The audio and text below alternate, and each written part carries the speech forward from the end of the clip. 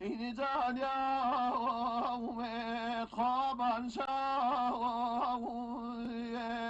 بچاول خسم سوزه سوزه این جابا و تو من سوتاویه هیدا هی بیدا سوزه سوزه تو خاطا و کی من نيتشي درنگن سامكر درنگ فداي پنجت بام نيبا ورودنگ هر ترزي پیوش بکرو رازي گيرو ندرون هر سازي گازي بجوشو هر کس بقول ناوي ويش بنوشو هر کس و پیالي ويش عزيزا وشوي سايمي سلامي گرم تاو نبو اي وقتو گر وقتو تاوش انا ئامیان جارتر بوا ممانتا ومێت کەرمێ مێمانەوی ڕەزاسووک بۆ و بابەت و بڕگۆ و ئەڵقەکۆ ئارۆز بەدڵ و شمەی وەشەویستی بوو. گردی مامزانمێ هۆرامان جگرد و لایەنەکە ژیوا و گوزەرانی و ناوچوی فرەفرێ نمونەی و دۆڵەمەندنا یۆچا بوارایچە بواری ڕۆشنویریە. خەڵکی فری بێنێ پێسە شاعری پێسە نوویسەری پێسە لە کۆڵەری هەرمانەشا کردێنەوە و ئیسێج وەردەوام هەنێ هەرمانەکەرا وش هەمان ناجە بوارە جیاجیەکە خزمەتکردەی بە ڕۆشنویری ملەتێکێمانێ. فری ئینیشە هۆرامێنێ چند کەسی ویج هەنێ کە ناهۆرامێنێ و بەڵام جە عەشقشە پێ فەرهەنگ و ناوچەکەی ئامێنێنە مێڵانەکە و بە دڵسۆزی هەرمانەکەرە. یۆچانیشە مامۆستا حەمەڕەشی ئەمینیە کە خەڵکو و نووریاوی سەر بە قەزا و پاوەیە. ئی بەڕێزە ساڵانی فرۆتەمەنیش پانەیە خەرجکردن کە گێڵان پێسە ئەوداڵی شۆن و تێکستەکە ئەدەبی کوردی و وێژەوانی کوردی و ڕاز و داستانەکە و کۆشکردێنێ. ئیسە ژمارە فرە تێکسێنێ لاش و بەعزی وشە لێکۆڵینۆش سەرکردێنێ و بە چابیاوێنێ و هەنێتشە چەمەڕوانی چاپکردەی کەرانی. ئارۆ بە خزمەتش میاومێ و قسە و باسش کردبێنچنی بزانمێ سەبارەت بە کارەکەش چێژ ماچوە. مامۆستاگیان ئی وەختە و گر وەختەوەژ مامۆستاگیان مەمنونە جەنابێ. ئێمارۆش حاڵین کە بە دیار و جەنابێ میاومێ و جهۆرامان و ئیمی پێسەوە ماماچمێ. من سەرەتا پرسیارەکەم چانێ دەست نەکرد و کاک حەمەڕەشی ئەمینی جافا و وڵەوەی وەگەڵێ وە خەڵکو و نووریاویش ئیگر عەشق و جەنابێتە چێشە پێ فەرهەنگ و هۆرامانی هەورامان مامۆستاگیان تەقریبەن واچم وڵاتێوە دەوڵەمەنان جە لە حاز و مەسایلی فەرهەنگی و ئەدەبیوە ئینە قسمەتە دووەمیش ئەنەنە حەق و ئاوگڵیش ناسەر و ئەمنۆ ئەمن جە هەورامانە باو باپیرا و ئێمە جە هەورامانە پەروەردە بیەن وەختێک کە جە هەورانە پەروەردە بیەن حەق و ئاوگڵیشەن سەر و ئێمەوە و قسمەتێوە تەریکیش ئانەنە ئێمە تێکەڵاویمان فرێنێ ئەمن ئەلعام داڵام پاوەیەن جەخێڵ و قەیخا کەنعانیان یعنی ئاو تاتەیم پاوەیەن و ئینێچە ڕەگێوم ئەمن جە لە حاز مەسایلی نەسەبی چۆ ڕەگێومە لۆ سەر و هەورامانی سەر و هەورامیەکە ئینە ئی مەسایلێت دەسەندان دەسوی و کە ئەمن تاو زیاتر علاقە پێکەر و بە جریانات و فەرهەنگی و ئەدەبی و هۆرامانی بەڵێ لاشە ساغ بۆ پێسە وڵتەرواتم کە جەناب تا جافێنی ئانە کە ئەژنێ بۆ دەما و دەم یا پێسە سەرچەمەوی ئەوە نووسایی وەرودەستێنە بۆ قەواڵیوی شمە چنی یاوێندێ نوریا و کە نوریا و ئینە چوارچەوە جوگرافی هۆرامان لە هۆنیێنە ڕاست ئێمە بەرابەر و ئانەیە کە قەڵینیەکە واتەنشان پەنەمان کۆچەرێ بێنم کۆچەرێکی مەسەلەن زمسان ئامێنم تا منتەقە و کەلار و دەربەنیخانی و حتا ئامنتەقە و باوەنووریە ئەکسەر چا منتەقە نەبێن ئیتر دماوە ئەوەڵ و عیدی وڵێ عیدیتر کەم ئامێنیوە بەرەو منتەقە و ناوە و ئێناخیان و ناوە ئێناخیانی هیروێ و ئەلعانێمەی هیروێ حەجە هیروێنەکە ئیلا و دوئاویە ئانێچە هەر نۆریاوێنێ یعنی جەنەسە بەنە هەر نۆریاوێنی هیچ ئاگەمانە ئەسەن ئاگەشانە ئەسەن و لوینی نۆریا و پێی ئانەیە چاگەیچە دووبارە مزاحم و دیگەرانی نەوە مزاحم و دیگەرانی و قسمەتی چا زمینیشانە ئەسەن پێی هەواریشە چا هەوارشان وەسەن مەسەلەن بەهارە هەوارێوە دماو ئانەیە چاگەچە کۆچشانکردن بانەمەڕان و بانەمەڕان دوای ویمیر و ویمیر تا دوای پیازۆڵ و سێلکەوان و منتەقەی تر یەرە چوار هەوارێ گەورەیمان هەنێ سەر و پیازۆڵی و هەر ئیسێکی اختصاص و نۆریاویان ئیتر دماو ئانەیە ئایا گێشانە ئەسەن تقریبان جەزەمان و خالید وەگیەنە ئایاگیە کە خالید وەک بابە و مەحموبەگەن مەحموبەک بابە و مسەفاوەگەن مسەفاوەک بابە و وەڵەوەگیان کە وەڵەوەک ئێمە وەڵەوەگ و نۆریاوی ئەکسەر ئێمە سەرچەمەمە گێرۆ ئێمە چاگەنە ئیتر نیشتەجێ بیەن بە خاتر و ئانەیە چنی هەورامەکی تێکەڵێ بێنێ وەختی تێکەڵێ بێنێ زەمینشان ئەسەن چاردانە درەختێشانیانێ وەزیشانیانە تفیشانیانە ئیتر کەم علاقەشان پەیاکردن پە یەکجانیشینی زمینی زیاترشان ئەسەن مڵکی زیاترشان ئەسەن چاگەنە نیمە پاوەی و نیمە جەگراڵی ئانە نابین و گراڵ و پاوە و دشێنە ئامنتەقەشانە ئەسەن و ئیتر یەکجانیشینی بێنێ ماندەگاری بێنێ بەڵام دوا ماندەگاریش هەر گەرمیانیانی لوانێ پێی شاوەی ئامێنێ نۆریاوەنێ نامێنێ پێی گەرمیانیتە پاشان جە گەرمیانی بڕیان بەڵێ ئێسشمە تەمام یانە شێواز و ژیوای تا ئێمە تێکەڵا هەر پێسە خەڵکو وەرەمانی مژی جیاوازی و نەمەنەن بە تەمامی کولتورەکە پێوەرە تێکەڵ بێن پاسەنە اینجا جەناب یۆنی چانیشا پێسە نویسکاری پێسە شاعری پێسە پەژوهشکاری پێسەوە تەماسایمە ماچوشنە لێکۆڵەر بڵێ فرە هۆڵمەی خزمەت و ئەدەبیات و مێژوو تایبەتمەندەکە و زوانەوانی هۆرامانی کردی ئی حەزە چنی سەرش هۆردار لاتۆ یعنی کەیەوە چە تەمەنێەوە تۆ دەسەڵت نەکرد بڵێ وەڵا ئێمە تقریبان واچم پێی جریانات و دەستپەنەکردەی ئەمن وێم مەزان و هەرجە دەوران و سەرەتایی وەنەیمەوە علاقەم پەیا کرد بە شیعرێ هامسایەوەمان بێ ئێمە هامساکەمان شاهنامە وەنێوە ئەسڵ سەواڵی چش نەوێ یعنی باوەڕکەرە براو مامەسە مەڵا قاریش بێ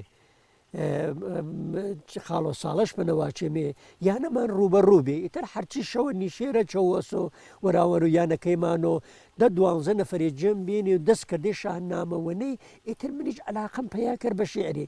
جارجار ئەمیژ خوێچم لالۆیم بێ لالۆکەم تقریبن سەواڵێ وەش بێ ئیتر نوسخەی خەتیش بێنێ مثلەن ئاداسانیشە بێنێ ئەمن داستانەکان ئاورێنەوە هەرجە دەوران و ئیبتدایی و علاقەم پەیا کرد پاچێوانە حتا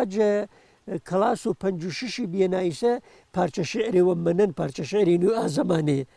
پارچە شعرێوە فارسیەن وەختێک کە ئەمنیسم وانوشە باوەڕ مەکەری وێم تەعەجوب مەکەر و چون پارچە شعرەکە ناقاڵبێ عروزینە من عروز ئەسن نزانێنێ چا دەورانە چێشن دروستە میقدارێ لار و وێرن بەڵام نیە علاقەم بێ حافزی وەنێنێوە مەولانای وەنێنێوە شعر و مەدارسی هەر کتێبێوە شعرێوە چەنە بیبیا حفزش کەرێنی ئەمە علاقەم بێ ئیتر هەر علاقە بێ باعیس و ئانێ علاقەم پەیا کرد بە شعرواتەی دماوە شعرواتەی تر کەم ئی شعرواتەیە دەستش پەنە کرد تا دما و شۆڕش و ئێرانی دما و شۆڕش و ئێرانی ئێمە پێی ئەوەڵین ساڵی ئەنجومەنێمان نیارە جەپاوەنە ساڵە و تقریبان 64-65 وێمان بە یارمەتی بڵێ بە یارمەتی یۆپسە کاگیۆسفی ڕەسوڵابادی خوا ڕەحمەتشکەرەوە کاک غازی خەلیلی خوا عەفوەشکەرەوە کاکە باقی کە شەفیعی کەیسە هەن و کاکە مۆمن و کاک هادی ئەنجومەنێوەمان نیارە ئەنجومەنە بی باعیس و ئانەیە ئێمە زیاتر بلمێ دلێ کارێ ئەدەبی دماوە وەختێوە کە جەماعەتێک جەبرادەرا چی دیمەوە ئامەی پێی ئەو دیمی مەسایلی و کۆڕەوەیکە و جریان و هەڵەبجێ و ئێمە خوا چە کرد نسیمان یۆپسە مامۆستا حەمەمینی ئاما ئەو دیم بدەتێ 4-5 ساڵێەوە خانەگانە بێ هەر 4-5 ساڵی ئێمە ئرتباتمان پەیا کرد چەنی مامۆسای مامۆسا و وەختێک کە مەسەنەن دوێمێ پیلا و پەولارە ئاڵوێژ لوێ ئەیوە نوسخە خەتیا جەماوەری کەرێ ئەمن تەعەجوب کەرێنێ پا نوسخانەی نەچکۆش پەیا کردێنی کەم علاقەم پەیا کرد پاچێوانە ئیتر جەحاڵەت و شعرینە من ئامانێ بەر دوای درێ کارێک تاقیق و پژوهشی ئیتر علاقەم پەیا کرد بە جەماوەری نوسخایە خەتی فرەتەریش ئەمن ئاواقعەن مامۆستا حەمەمین بی منش تەشویق کردیانی کاران و ئاڵیە بیباعیس و ئەنەیە کە من بتا و هەرمانیە دەست پە نەکەرو ئیسا مەسەلەن ئەمن ئەلعان یانە وێمانەنە نزیکە و بە 200 جلدێ فقط نسخەی خەتیمانی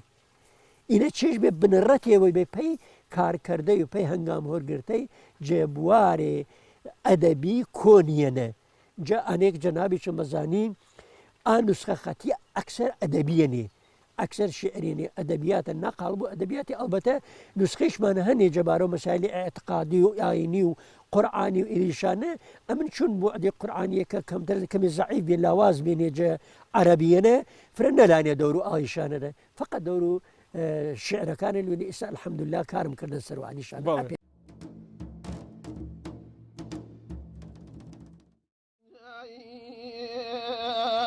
خۆشە بیکنە لەلی گیان لە ڕژبی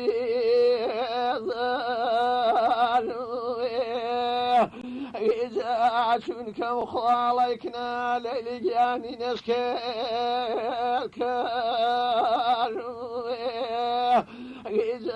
چونکەم خواڵێ کورە دڵە گیانی نشکێکار ليلا ليلا كرة ضلجان الميلان ميلا إذا الفرزخ يا الخال الأيام خوار كيلا إذا خاصر كروكنا ليليان ولا جيم الله إذا كافر بزيش كل ليل جان ما يفيهم الله إذا وصيني شركنا للجان فاملك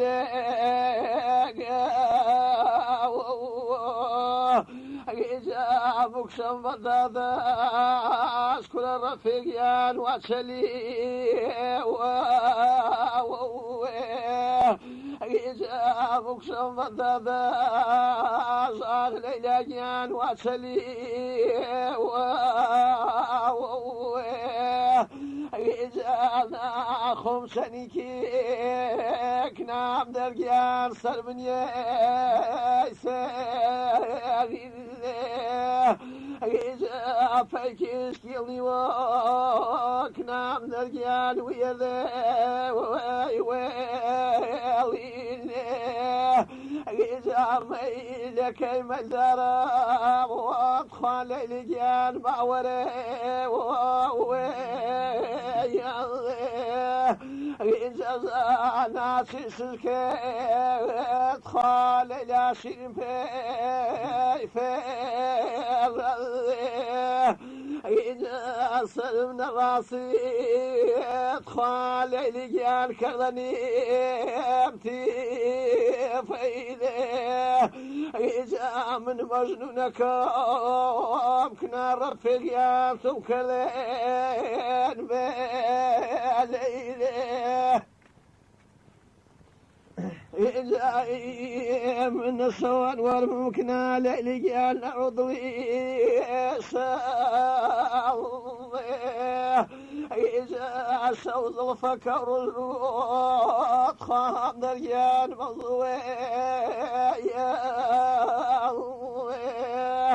إذا نسي صرنا موت خالي لجان نسي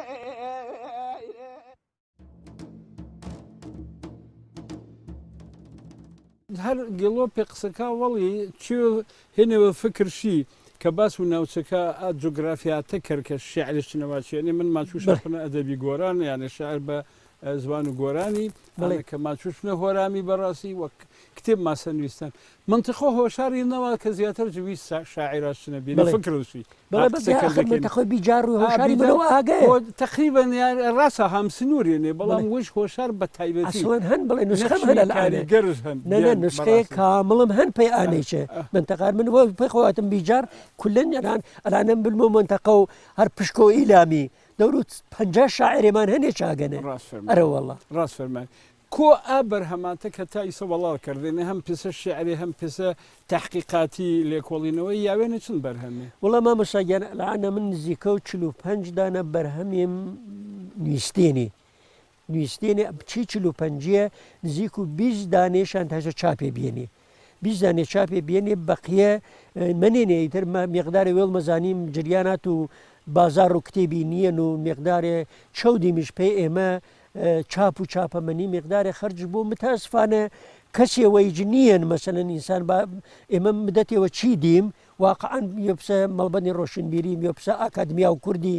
دەستگرۆویشی کردێمی مەسەلەن چەندها جلدی کتێبێشان پێی چاپێ کردێمی زەحمەتشان کێش بەڵام دەئیسێکە من ئینتزارمەجی جەنابی چڵ نییەن چی دیمی چنە چون ئێمە شمەش قەیران و مەسەلەن ماڵیەن و جریاناتی هەن و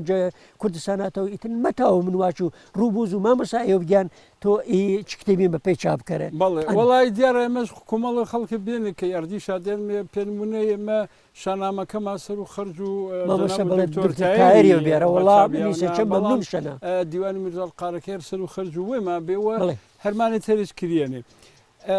واتە کۆ بەرهەمەکە تایسە ویسە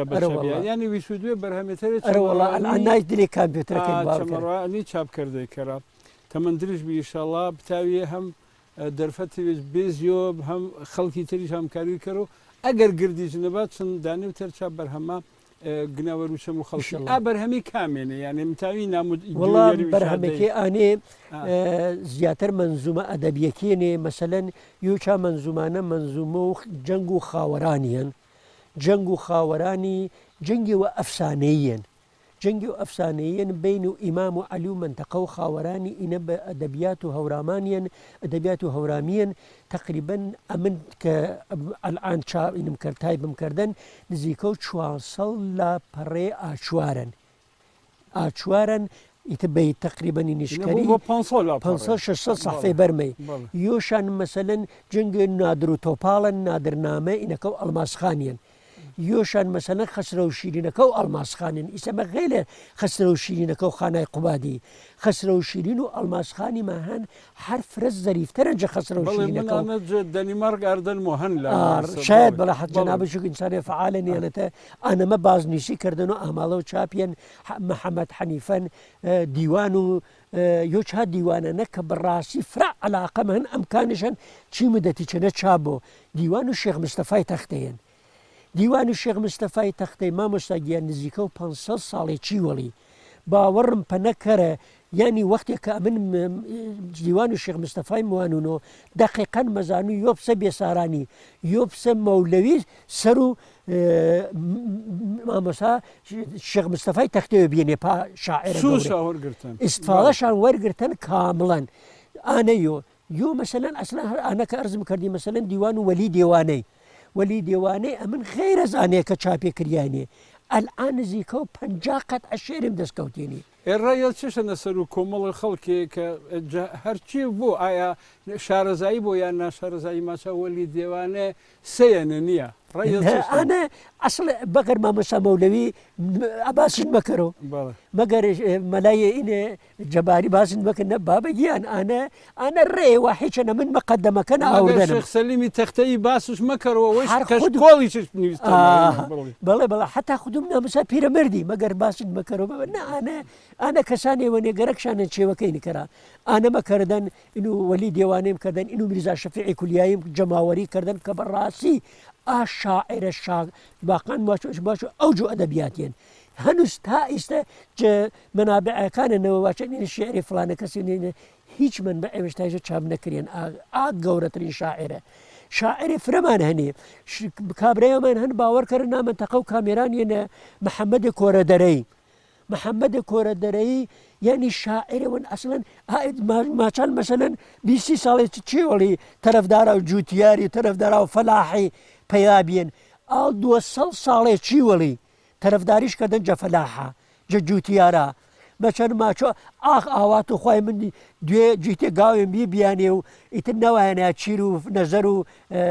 دەسەڵاتدارەکانە وێن پێوێن فەلاحیم کردی بیا شەنم گەرم کردی بیا و کاوڕێم سرە بڕێ بیا و ئینە تەرەفدارە چاچێوانەنە بەڵێ فرە ڕاستای ئەمە داخەکەم بەعز کەس هەن کە نامەوەش منیوت پژوهشکاری یاخود واسمی لێ کۆڵەر چێوەکەی فرە قوڵمە بەوە چ ئایا مەربعەکە نییە نەچیر و دەستشن ڕگانە بەر و دەست و من و جەنابی و خەڵکی تەرێنەبان نەبۆش هەر پێ نمونەی مەلای بۆرەکەی ئانە کە تۆ فەرماویسێ مەلای بۆرەکەی جون هەوشارانە ناستن شابنی شۆرەبەر وانێ دەرگیر بێن دژ و دەرەبەگەکە و دەسەڵاتدارەکە دوێ جار بار شاپنەکەن دومانجار کفرێنەوەش گرتنەوە مەلای بۆرەکەی کە خەڵکو هەوشاریە ئیسا فاڕیەوە پێچوی تەری مایۆ چۆڵتەر یا دقیق 5 و مانگۆ حۆت و تەموزی واسمێن ڕاوڕسم پێ ڕێزگرتەی جەنابی پاوەنە سازدریا و ڕسمی فرە شکۆدار و ئالووەش بێ من ئەچێگەچۆ دەستوەشی کرد و چانیشا کە دۆر شابێجە ڕێگوستەی ڕاوڕسمەکەێنێ گردی وچمە ئامادە بێمە بێ و زانەما ڕاوڕسمی خاسە ئی ڕاوڕسمە چنی ویرش بوونە کریاوە کی ویرش بوونە کردو کی بەرگوزار کرد گەرەکما قسی کرد وڵا ڕاو ڕسمەکەمە مەساگیان مدەتێوەنە هەرماچە زەحمەت چەند کێش جەماعاتێ جە دۆستان و جە ئیدارە فەرهەنگیەکان و پاوەی وات چەند مشێ ڕاوڕسم من هەر نەلێنێ چیر و باری حەقیقەتەن واتەنم براگیان من ئەگەر کارێوم کردە بۆ ئەوەڵەن علاقە و وێ مێندمان فەرهەنگ و ئەدەبیات و وێم کردنم و ئەدەبیات و کوردی و ئەدەبیات و هەورامانی کردنم هیچ مشکلێوە نیەن ئیتە فرەش زۆرشان ئاورد ئیدارە و ئێرشادی و چەنی جەماعاتێجە ئەنجومەنەکە و پاوەی و بە نەزارەت و جێ شخصیتە گەورەکە بسە حاجمە مەسەمەڵا قاری بەڕاستی زەحمەتی فرعالش کەشت پێ ئێمە چازەمانە بەڕاهنمایی و ئاوی و کەسانی فرماندار و جەنابێ کە جەناب و تەشریف و بێ چاگەنە ئەکسەر برادرانە جە ئیدارە کول و ئەم وەزارەت و ئیرشادی جە کرماشان و ئینێ ئامێ بێنێ و ڕاوزە ڕسمەکەشان و ڕاو ئێمەش باوەڕکەرە زاتی چم نەوێ مەسەلەن دعوت کرد و شخصیتەکە پسە جەنابێ کولەن چیلا و چەولاوە ئەنە بێ جەنابیشە تەنها نەکەی ئەش زانال کە چێوەکە هەنوو ئێمەش زەنگێوماندا پێجە نەبێواتم بەڵێ ڕاستە چێ پاشینە هەنوو حەزمەکەرم تشتی باوری چون جەناب لاو ئەمنۆ گەورەترین شخصیت و هەورامانێنی چیدیم جە لە حازی فەرهەنگی و ئەنەنە جەناب و جەماعەتی جەبرادەرا هەرجە هەولێر و کەلار و کفری و خلاصە سلێمانی و هەڵەبجەوە تەشریفشان ئاورد و چەودی میچەوە باوەڕ کرد هەرجە تاران حتا مەهابات حتا ئیلام کل برادێکە علاقەشان مێ تەشریفشان ئاوردە بێ کە ئەنە بێ یاگەکێشمان فرە تەنگەلان بێ ڕانەوێ فرەجە مردمەکەی بەرەوە مدرابێ بە هەر حەڵ ئەمن مەمنونە ناجە ئەمساڵ و جەنابێت هەم تەشریفتان ئاوردن هەم قسێتان کردێ هەم بەحسەکەتان بەڕاستی بەحسێ وەعال بێ و هەم چاکەسانی چەند ئێرانەوە زەحمەتشان کێشتە بێ و ئامای بێنێ بەدڵە بشان ئارایەدا قسێشان کردێ ئەمن بەڕاستی چاوەختە نیشە ئەرزم کردێ واتم ئەگەر چی مقدارێەوە شەکەل بیە ناجەکار و فەرهەنگی و ئەدەبی بەڵام هەر ئاڕا و ڕسمەی ببعەس و ئانەیە من ئەمن مقدارێ شکەتیم بەرشۆ شەکەتیم بەرشۆ خاستەر بتەوە ئیشەڵا بتاوە کاری زیاتر کرد و جەحەد و جواوەگۆ ئازیزانە پسە جەنابی و ئاکەسانە بوو ئیشەڵا بەڵێ ئیشەڵا تەمەندرش بیم تاوی زیاتریش کارکەری بەس دما پرسیارم ڕەنگە ئەنە بۆ ئینە چنی کۆتۆ هەم لا وتۆ پێسە کەسیوی ئاڕا و ڕسمە هەم لا خانەوادێ دیارایسی زەحمەت چاکێشتن جە هەمسەرێ جە کوڕی جە کناچی جە قۆم و کەس و کاری چنی کۆتۆ تا چه حەدێ و پێشوازی شاد چاکاریە کرد و پنەشەوەش بێ وڵا من مەمنونە ناجەگردی بەڕاستی پێشوازی ئالشان کرد مەسەلەن ئێمە وێمان حتا ستادێوەمان تەشکیلدا ئیتر گەرەکیشمنەوە زەحمەت و دیگەرانی بۆ هەتا یۆچا برادرانە کە کاک سەباحی وەڵەو بەگیان هەرجە فامیل و وێمانن قەبلەن بەخشدار و پاوەی بێن ئیتریستە تەقاوت بێن و خانە نشین بێن ئاڵم بە ڕاهنمای مامەسای ئاڵم کرد بە سەرپەرست و کارەکەی جە فامیلا و وێمان کەسانی دڵسۆزێ پسە کاگ عەدنانی مرادی جەپاوە پسە کاگ مومنی یەزدان بەخشی پسە عەزیزانە کە بێنێ جە پاوەی چنە دەستشاندا دەست و خلاصە تاوامان بەرنامەیەوە ڕێک ووزم بە ڕاهنمایی شخصێتە عالەکە و پسە حاجی مامەسای پسە کاک بارامی جە تارانن و ئاکەسێ بێنی ڕاهنماییشان کرد و ئێمەش تاوامان بەڕاستی ئارا و ڕسمیە پاسە کە جنابی چلدی بلوڕاوە و واقعان فرێج ڕازی بێنێ من بعدەن چەنی کەسانی حتا جە سایتەکانە جە تەلگرامەنە جە چیاگەنە کە مەتەڵەبەکەی نووسینێ ئەکسەر کە نەزەر دێنێ سەر و بەرنمەکەی حتا من نەزەرخاییمان کردە بێ جە مردمەکەی بەرگەیەوەمان بێ بەرگەکەماندا نەزەرخاییمان کردە بێ جە مردمەکەی واچینێ پێی ئەوەڵین جارن ئێمە چێ پاسینە مەسەلەن نووسە بێشان فری پێی ئەوەڵین جاران ئاپاسە بەرنامەیە مەوینمێ و چێگەنە ئاپاسە جەحاڵەتەوە و مەسایلی فەرهەنگی قەوینە بەرگزارمەوە والله الحەمدولله ئەمن وێم ڕازی بێنێ و ئەترافیەکانیشم ڕازی بێنی جەکارەکەی دوا پرسیار و منانانە ئومێد و هیوا و مامۆستا حەمەڕەشتی ئەچی تەمەنەنێ پێ ئایندەی هەم بە شیوی گرگیر پێسە نوویسەرێوی کوردی پێسە تحقیقکارێوی کوردی و پێوت ئومێدڵ چێشە هیواز چێشەنە والله هیوام ئەنە نەما مۆساگیان ئەوەڵەن ئا نوسخەی کە دەسم کەوتێنێ تا و گردی بازنووسی کەروونەوە چون نوسخە خانی وێڵ مەزانی نوسخە خانی فرە مشکڵن فرێمان هەنێ نوسخەی هەورامیشان دەست کەوتەن بەداخەوە نەتاوانشان عال بواناشەوە غەڵەتێ واناشەوە ئەمن ئاوات و ئارەزوم ئانەنە ئانوسخانە گرد بووان و نۆ تایپشان کەر و ئیتر ئەگەری چاپێنەوانێ کتێبێوەشان یەک جلشان چنە گێر و بنێشان دلێ کتێبخانەکەیم پەی دماڕۆی ئیتر ئەگەر کەسێەوە ئاما حەدیقل کتێبێ ژێر دەسەنەبوو باوەڕکەرە هەر ئانوسخێ ئەرزم کردی جەسنەنە دەسم کەوتێ شش دانێ نوسخێنێ فتوحات و شامیان فتوحات و شامیان 30,000 بیت شعرن 30,000 بیت شعری هەورامێنێ جەسەردەم و پێغەمبەری هەتا شام فەتح کریان اینو ئادەورانینێ فرق چێوێ بەئەزشن ئیسە شاید بعضێ بۆعداوە مەسەلەن ئەنەوە وەلێم جە بۆعدێ زمانەوانیەوە جە بۆعدێ فەرهەنگیەوە جەفرە بۆعدێەوە مەتاوی بازێ چێوێشم بەرباوری بەڕاستی نای ئەوجنە یا هەر ئاین و شێخ مستەفای تەختەیە خوا شاهێدە بازێ کەلیمەی هەنێن جە هیچ فەرهەنگ لۆغەتێەوە تون مەتاوی کەلیمەیە پێیاکەریت مەگەر بە پاو پەیلوا و شعرەکێ یا بلین بنەزەر و وێت یاگێونە کەلیمەکەی معناکەری ئەنان مەتاوی معناشکەری ئینە قەڵیمێنێ ئینەمە ئەمن ئاوات و ئارەزوم ئانەنە کە ئەمن بتاو و تەمام و ئانوسخانەی کە دەسم کەوتێنێ ئەڵبەتە تەمام کە نمەتاو ئەنە ئەمر و نۆحشگەرەکەن ئەرزم کردی ئەمن نووسەوە دو سەڵ جلدێ نوسخەی خەتیەنێ بەڕاستی ئەمری نۆحشگەرەکە تای نیشانە باز نیسی کەری باوەڕ کەرە مامۆساگیان ئەمن غێرە زانێچە کە بواچوینە خوا شایەدە نوسخەی خەتیمدان بە کابرای بسەنی جوانڕۆوە ئامن برادەرەوە ئەمە ماشۆ گەرەکمن کاو کە کار کەرو نسخە و لەیلە و مەجنونی خانای قوبادیم دان پەنەژواتەنم بەرە کارش سەرکەرە باوەڕ کەرە کارش کردن دووبارە ئەوردن شۆ پەیوێم واتش فلان ئینەکەوەردە وەختێک کە بەڕەسیم کردن چهل لاپەڕێ غەڵەتێن بەر ئاوردێنێت لێ نسخەکەشەنە ئایسەن چ لاپەڕەکەشم تایب کردن و دانمە پەنەش چون ئاو بە PDF منشکاسی بێشۆ چ لاپەڕەکەم تایب کردن واتم کاکەیان ئینێچە غەڵەتێش هەنێ دووبارە وەششکەرەوە ئانێچە مەتاوی نێچەکەر و باوەڕ کەرە من بە برادرانە هەنێ جەمەنتەقۆیمانە واچوو کاکەگیان هەرە کامتان مەتاو دەبێتە تا نسخی خەتێدا بۆ بێت کارش سەر کردی بەڵام هەر ئانە ئەرزم کردێ ئاخرین ئاواتم ئانەنە کە ئەمن بتاو و تەمام و ئانوسخانە با سازی کەر و با نزیشان کەر و بگرانێ نەگنانێ وەرە و دەسێش حەدیەقل بگنانێ زنامی کتێبێەوە پەی دماڕۆی کەسانی عەزیەت و ئازار نەوانێ تەمەن درێژ بی هەمیشە سەرفراز بی وەشگوزەران و وەش بەخت بی قوربانە مامۆساگیان زەحمەتان کێشە ئەمنی هەرچێکەوە دەستوەشی مەکەر و جەشمە و چا بینەندانیشە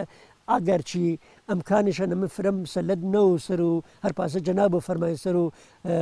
زوان و هەورامیۆ چێگەنە ئەمن داوە زۆرخوایی مەکەر و ئەگەر جارجاری یا کەلیمەوە یا لە جەم وسەند لێ هەورامیەکەی مشوە بەخشان بە گەورەی وێشان بشمێک بەڵێ وەشویستەکایمێ